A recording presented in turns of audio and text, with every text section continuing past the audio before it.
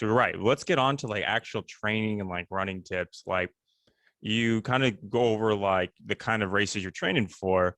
Do you have any tips for like anyone that wants to start a running plan in general? It doesn't have to be like a marathon racing. It could be someone that wants to prepare to do maybe a 5K or a half marathon. Yeah, kind of what are some key things that can translate through almost any plan, I suppose? Yeah, I think the most important part of any training plan is for me personally, I noticed like if you can get your mind in shape, then like your body's going to get in shape too. But what I kind of mean by that is if you're wanted to go run a marathon or a 5K, like that's a distance maybe that's way out of your normal scope of what I can do. It's like an overwhelming feeling to be like, oh man, I got to get in shape, like that kind of feeling. Like, okay, you just like snap your fingers and you work out a bunch to get in shape. I think, don't make it harder than it has to be. If you're starting out running and you've never ran a step in your life, just like put your shoes on 3-4 days a week and just go outside. And if you're feeling really good one day, maybe do like longer than you would normally. And if you feel really shitty, like the act of even just putting your shoes on, get your running clothes on, and going out the door. I think that's like what keeps most people from actually going and running every day, because it's like kind of scary. But if you just get over that, like base mileage, easy runs, run some hills, stretch, like there's so many different pieces that go into it, but it's just one step at a time for sure. Yeah, I agree with you. Taking it one step at a time is important. When you first start, you're probably not an expert, so just kind of taking it day by day and just going how you feel is important.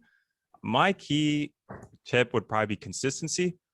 Just finding a balance where you can consistently do this week over week, and kind of learn how to plan. So for years, my running habits have been based off what coaches have told me. Then after I graduated college, I had to learn how to make my own plan. I didn't have a coach that was going to tell me how to do what or how fast to do what. So I learned how to, because then I did it on my own after college and ended up getting injured. So when I was in the recovery phase, you took the time to educate myself on how to like actually learn how to train. So this is a book I recommend to anybody, honestly, anybody, whether you're new or old at this. This is Jack Daniels. I'm dead ass serious. His name is Jack Daniels. Awesome. It's Jack Daniels running from us. Saying you probably heard of this guy, at least heard of this book. It really helped me. It helped me kind of organize it and phase it out. Like I have it to where it's like 1 through 4 phases. 1 being your kind of your foundational phase. 2 being kind of more of transition to work, like actual interval training. And like 3rd phase is kind of more of keeping your learning how to be more economical and efficient and getting used to the uncomfortable paces for long periods of time. And then phase 4 is usually kind of like your peak phase where you're not trying to be faster all of a sudden. It's just keeping your fitness and doing without getting injured.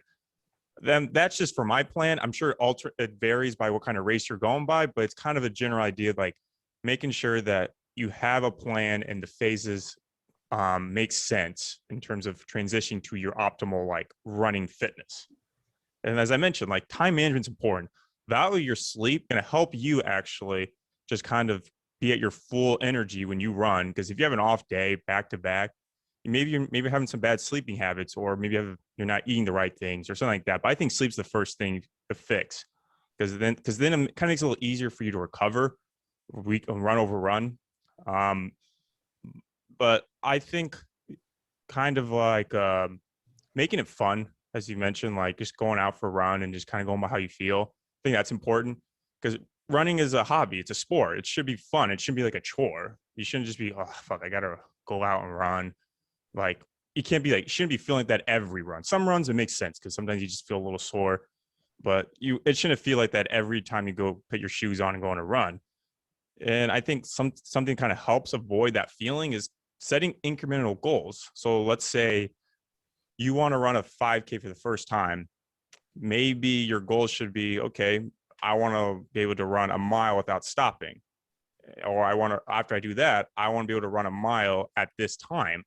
And then just keep working your way up until you get to feel comfortable getting to that 5K mindset where, okay, I can do a 5K now. Now I want to start doing beating my personal best in terms of how fast I want to do it. I think it's just, I think it's a way to just make it fun and help build your confidence. And it gives you a reason to like actually want to run. And the last tip I think I have is just listening to your body. If like you are just achy all the time, or you feel like you just can't really get over a slump, maybe just take a day off. You'd be surprised, and just take a day off and just stretch your muscles, or just do some sort of alternative exercise, maybe biking, hiking, just some sort of form of exercise that, you know, kind of you're still exercising and building your fitness, but you're doing it in a way that you may not be injuring yourself or leading up to an injury. So those are kind of like my thoughts. No, I think that's a great point. And I also, it plays in really well because I'm kind of coming out of that cocoon of recovery. Um, pay, I didn't know how important it really was until I got like into, listen to like David Goggins talk about heart zone training. But you speak to listen to your body. Like if your body's sore, if your body's not recovering well, like, hey, maybe you should take a day off. But if you're like wearing one of those watches that tracks your heart rate anyway all day long, and you can see like a trend, hey, I've been waking up with a higher heart rate if you do sleep with one of those on. Or if like, hey, I've been exerting a ton of effort on this run and I'm not going any faster than I usually do. Like that's something for me, that's a huge red flag. Like your heart rate on an easy run, and if you're just like bouncing between 180, 190 on an easy run, you're probably not going to enjoy it at all. It's going to feel terrible. But it's also like to you and me, like having done this competitively, it's almost getting back into shape and knowing that like, okay, slow is better right now. It's hard to get yourself to think that, especially if you're like passing people and you're like, oh, I gotta like run faster right now for some reason. I don't know why, but I have to. Really, that's been the hardest thing for me, is being okay, just being like, nope. I mean, I'm tied to this heart rate being under 150 on this run, and I'm going to be out here for an hour and a half. But if I get my 8 hours of sleep and I know that I've controlled myself on this run, because your heart rate's like the number one way to tell if you're overexerting yourself.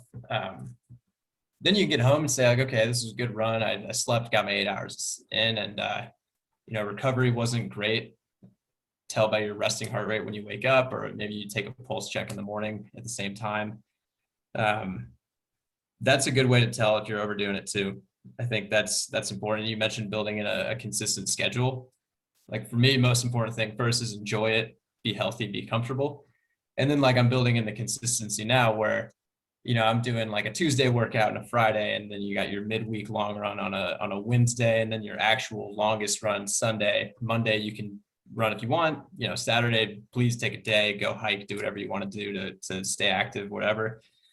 But those Tuesday, Friday blocks, the Sunday block, like those 3 blocks to me are like, if you're building structure it around those. And even if Tuesday is like, hey, this is fartlek day, this is tempo day, but for right now I'm training for a 5K. I don't need to do 5 minutes on, 3 minutes off, 6 minutes on. I don't have to do a ladder like that. I can do easily, hey, let's just do a 10-second burst up this hill, take a 2-minute break, do another 10-second burst. And then like, hey, after 6 of those, if your legs are feeling stiff, like jog it in, take it easy. Don't start out your run with that workout, build into it, let your legs warm up. And then, like your legs love being thrown around and doing all this different shit. Like they actually hate just doing the same flat route every single day. So if you change the pace, change the elevation, change, what routes you're doing, get outside, don't run on a treadmill if you can help it. Just all of these ways to stimulate not only your legs, your muscles, but your mind and your body. Like you have to have all 3 going to enjoy it enough to train the way you need to do to reach your goals. I agree 100%. Right in the money. But you mentioned like your legs don't like to be in a static motion or being on a treadmill. They like to a little more flexibility. I think a lot of it has to do with like kind of muscle fatigue, like not muscle fatigue. What's the word? I think it's like muscle confusion. That's what I'm looking for. Mm-hmm. It's same like if you're working out, you're doing weights. Let's say if you do the same reps on bench press, like 3 sets of 5, and you're probably not going to get much, change or progression. You got to mix it up. Maybe do 3 sets or 4 sets of 15 at a lighter weight. You got to just mix it around and like get your muscles thinking. And the more they think, the more they adapt, there's more opportunity for it to grow. And the same applies for your running muscles. Hi, thanks for watching the clip. If you're interested for the full episode, go to the description for the full episode link. Or if you're interested in more content clips, feel free to check out my channel for all the clips available. Thank you again for watching, and make sure to like, subscribe, and share.